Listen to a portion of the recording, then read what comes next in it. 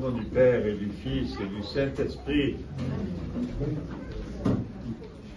Ceux qui ont des places s'assoient et que les autres s'assoient par terre. Nous sommes dans la maison du bon Dieu, on s'installe comme on peut. Je vais faire une homélie assez courte parce que l'office sera long, puisque nous allons faire tout à fait à la fin la prière pour tous ceux qui entrent à l'école, pour tous les élèves, et puis nous avons une petite risaguillonne que nous ferons auparavant. Donc voilà, le courage de respecter les fidèles que vous êtes et de ne pas trop tirer sur votre impatience. Vous avez vu que les prêtres, ils sont bizarres et ils sont loin de la perfection. J'ai l'impression que plus on vieillit quand on est prêtre, plus on s'éloigne de la perfection. C'est quand même la première fois que je chrismais des gens en oubliant de leur faire l'onction du sceau du Saint-Esprit. C'était particulier, mais je l'ai fait, voilà, donc tout va bien. Mais comment c'est possible, on ne sait pas. Nous venons d'écouter, frères et sœurs, deux évangiles de circonstances.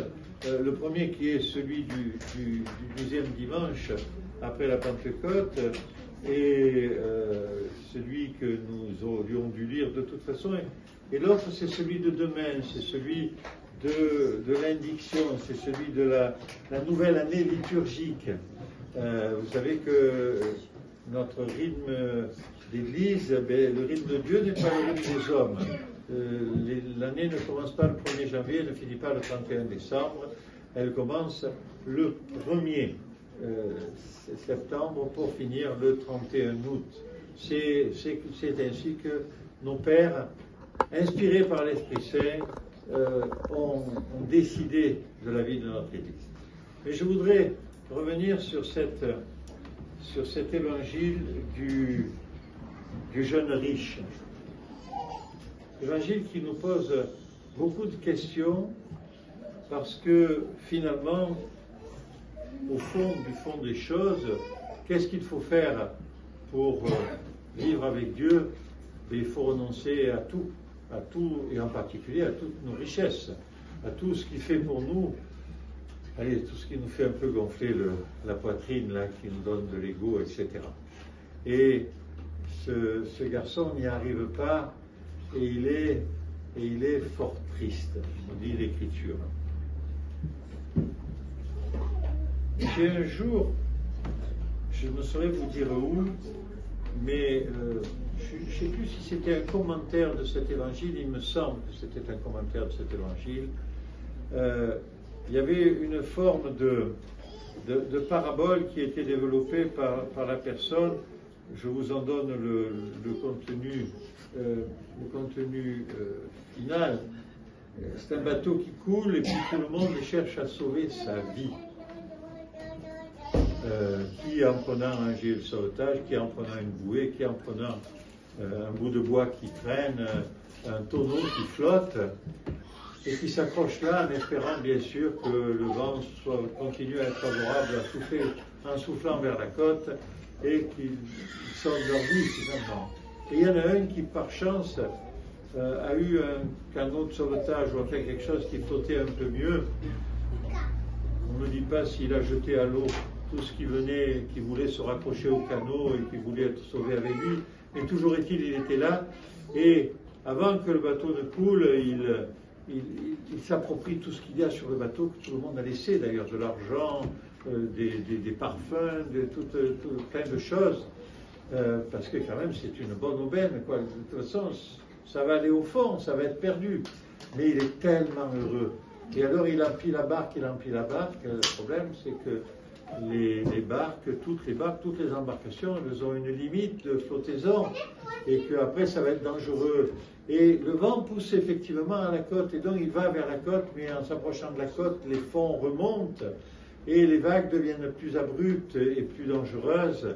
Et finalement, l'eau embarque et il commence à se dire qu'il faut à tout prix qu'il allège la barque et il commence à jeter les choses les moins importantes d'abord, puis les un peu plus importantes. Mais hélas, il est trop tard. La barque a pris trop d'eau et il coule. c'est ma foi une image assez juste de ce que doit être notre vie. Notre vie, c'est pas renoncer à tout pour ça. Il y a des gens qui le font, ils sont admirables, nous les aimons beaucoup. En plus, dans la tradition orthodoxe, ils conservent la tradition à la perfection. Ce sont les moines, les moniales, ceux qui consacrent toute leur vie à Dieu et qui ont renoncé absolument à tout, l'argent, la vie familiale, les honneurs, etc.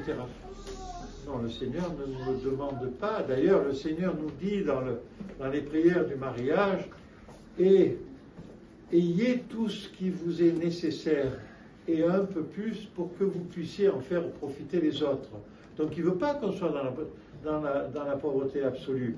Il veut que nous puissions élever dignement nos enfants, mais il veut que nous puissions élever dignement nos enfants, mais sans être esclaves de l'argent.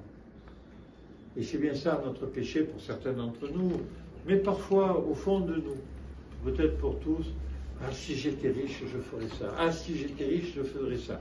Et vous observerez, regardez vos propres pensées, je ne vous parlerai pas des miennes, on dit rarement, je viendrai au secours de telle école en Afrique, je lui donnerai tant, je irai voir tel organisme qui fait des choses admirables, je lui donnerai tant. C'est souvent, j'aurai enfin une bagnole beaucoup plus confortable, j'aurai une maison plus grande, etc. Vous voyez, on est quand même, malgré nous, même si nous n'avons pas l'argent, dans une forme de péché à travers cette richesse. Non, non. Le Seigneur ne fait pas la guerre aux riches. Le Seigneur fait la guerre à ceux qui sont riches et qui se laissent dominer par l'argent. Et le chrétien devrait être comme ce chameau qui passe par le trou d'une aiguille. Alors je vous ai dit déjà plusieurs fois, le trou de l'aiguille, c'est juste la porte de l'aiguille qui est une porte de Jérusalem où on ne peut pas faire passer le chameau avec son bas, c'est-à-dire avec tout ce qui ne lui appartient pas, tout ce qu'il porte, bien sûr, pour un commerçant, mais tout ce qu'il porte et qui l'empêche de passer. Et le chameau, s'il veut passer, il doit se débarrasser de son superflu à lui, parce que lui, il est juste chameau, il n'est pas... Bon, bien sûr, il est utilisé depuis des millénaires pour transporter des denrées et des choses même assez lourdes, mais la réalité, c'est celle-là. Donc, frères et sœurs en Christ, soyez dans cette démarche-là. Et je vous l'ai sans doute déjà lu, mais je suis retombé sur l'extrait que fait le Père Lev Gillet, un moine de l'Église d'Orient, dans son livre où nous avons toutes les homélies de l'année. Très simplement, en quelques mots, cet homme s'éloigne avec tristesse, ce jeune homme, car il était fort riche. Et Jésus dit qu'il est plus facile de passer par le trou d'une aiguille que d'entrer dans le royaume des cieux. C'est parfois, pas toujours, mais parfois. La richesse matérielle qui empêche un homme d'entrer dans le royaume. Mais il y a d'autres possessions que l'argent. La beauté, l'intelligence, telle ou telle affection humaine désordonnée, telle ou telle mauvaise habitude, ce sont là autant d'obstacles dont Jésus nous dit qu'il faut nous défaire avant de le suivre. Quelles sont les possessions terrestres qui me retiennent et qui m'empêchent